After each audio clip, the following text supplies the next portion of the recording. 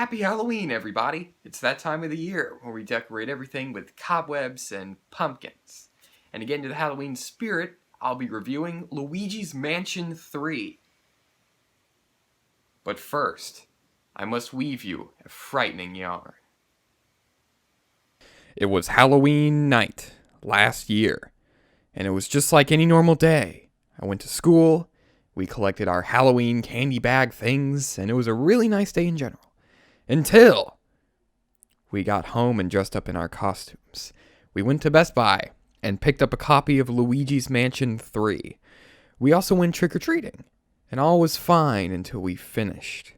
After we had departed the last house, I naturally picked up my Switch once more to play Luigi's Mansion 3, when all of a sudden, Luigi began to move on his own. I gasped in horror. The curse had struck me, on Halloween night no less.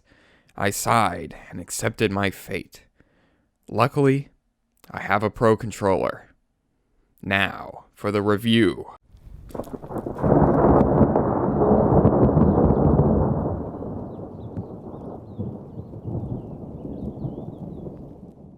Luigi's Mansion 3 was released for the Nintendo Switch 6 years after its predecessor, Luigi's Mansion Dark Moon, which was released on the 3DS, 12 years before its predecessor, Luigi's Mansion on the GameCube.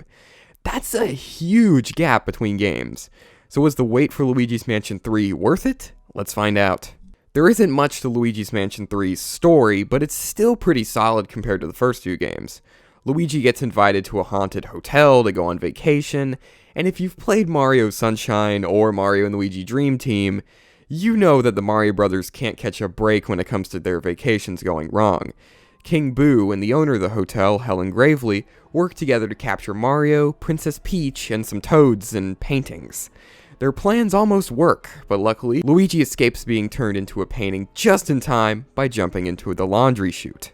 After exploring the bottom floor for a bit, Luigi comes across a painting of Professor Egad, the scientist who helped him in the first two installments. Now Luigi must save his friends with the help of Professor Egad's newest invention, the Poltergust G00.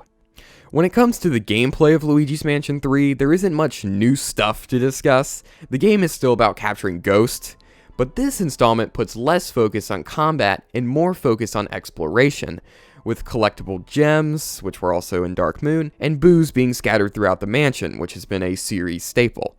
I found the gems to be satisfying to find, and there aren't a lot of them, so going back to previous floors and searching for the ones I didn't collect the first time wasn't much trouble.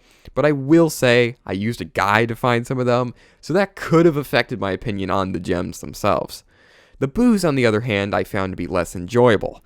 One hides on almost every floor. However, they can be a pain to find without Egad's boo finders, and even with the detectors, with so many interactable items in each room, it's difficult to determine which one to check. This process is made easier by Luigi shaking whenever a boo is nearby, but sometimes Luigi will shake a lot, but next to multiple interactable items, leading to frustration, because when you check an item the boo isn't in, it will move, sometimes to another room on the floor. In addition to the gems and boos, there's also an incredible amount of money scattered across the hotel. Like, a lot of money is scattered across the hotel, possibly more than the original game and Dark Moon. While a boost in money could mean that collecting it won't be as satisfying if there wasn't as much, I found it to be the opposite. Finding a hidden area with hundreds of dollars was really fun and a great reward for exploration. Moving on to combat, the combat in Luigi's Mansion 3 closely resembles the combat in Dark Moon. You shine the strobe flashlight attachment at a ghost to stun it, then begin to capture the ghost by sucking it into the poltergust.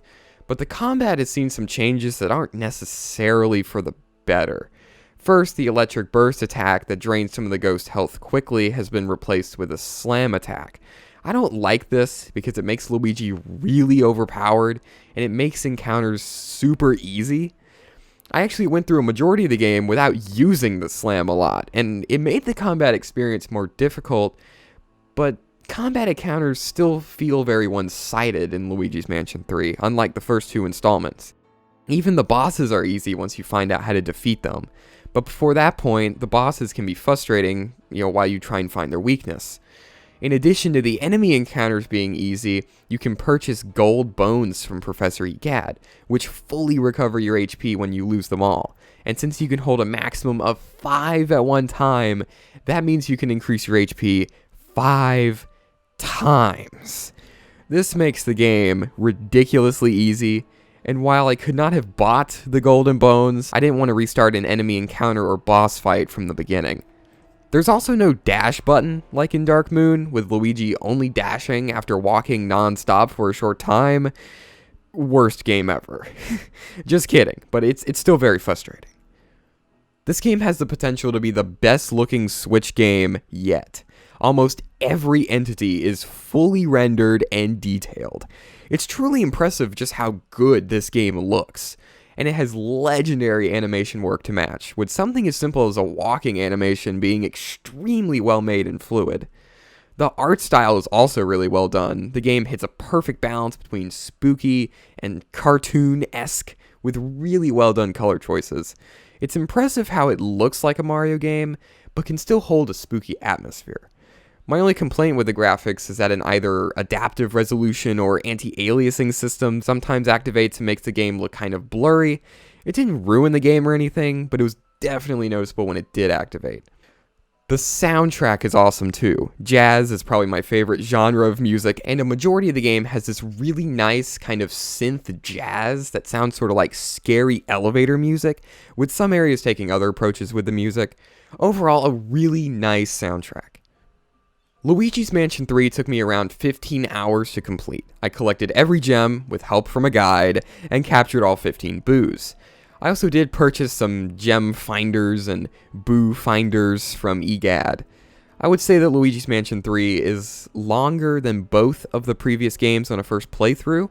I say that because the original had a hidden mansion mode that you could unlock after completing the game, which made it more difficult. Dark Moon had a larger scope than the original, with multiple different mansions to explore instead of just one, which increased playtime.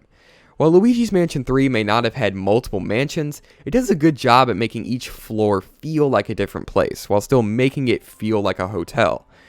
In conclusion, Luigi's Mansion 3 is a really solid addition to the series, with really good visuals, fantastic gameplay, and it's definitely a contender for the best Luigi's Mansion, even though there have only been 3. So that does it for the Cynda Talks Halloween special. Thank you guys so much for watching, and see you guys later. Peace.